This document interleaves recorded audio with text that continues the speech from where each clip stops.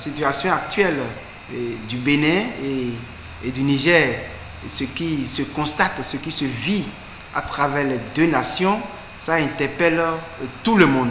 Ça interpelle les hommes épris de conscience, les hommes épris de discernement, d'esprit de discernement, et il échait de pouvoir apporter une thérapie radicale, une thérapie qui pourrait toutefois changer, renverser les tendances. Gouverner un pays, ce n'est pas facile.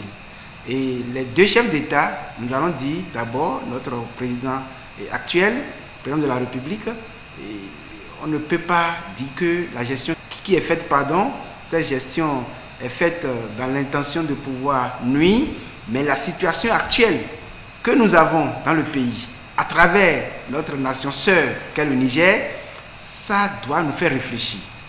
Et dans cette réflexion, nous devons nous poser cette question. On doit chercher à aller en profondeur pour ne plus détruire les choses, pour ne plus chercher à mettre de l'essence dans le feu. Vous voyez, le Niger actuellement, les autorités nigériennes ont pris des décisions fermes.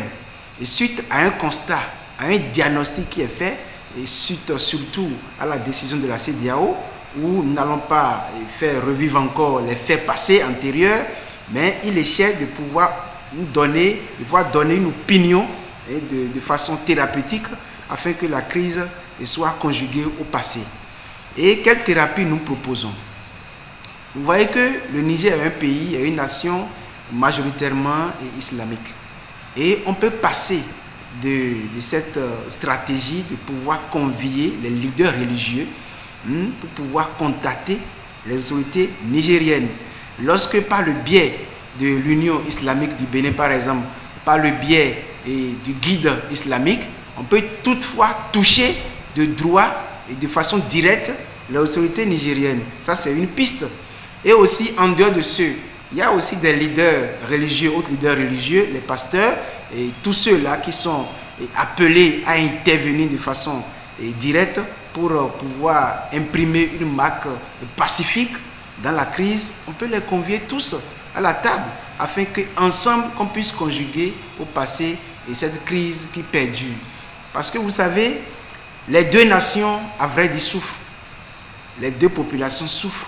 Et nous n'allons pas rester toujours tendus afin de pouvoir observer la crise. Il faut qu'on solutionne ça. Que le peuple nigérien et que le peuple béninois se voient désormais sur une table de paix, de dialogue, d'échange franc. Et là, je crois que ce serait vraiment à l'honneur de toutes les deux nations. Et pour finir, je voudrais dire un sincère merci, remerciement aux autorités béninoises, et en particulier au chef de l'État, M. Patrice Talon, parce que nous venons d'entendre, de constater, d'écouter aussi à travers les canaux digitaux que l'embarquement est désormais autorisé pour que, comment on appelle, le pétrole brut soit convoyé sur la terre chinoise. Donc c'est déjà un début du dégel de la crise, vous voyez. Et nous les exhortons davantage afin que les deux s'asseyent, les deux États puissent se comprendre. Nous lançons un appel vibrant de part et d'autre pour que chaque État puisse savoir que l'intérêt est commun. L'intérêt, c'est pour le bonheur des deux peuples. L'intérêt, c'est pour le bonheur du Niger et pour le bonheur du Bénin.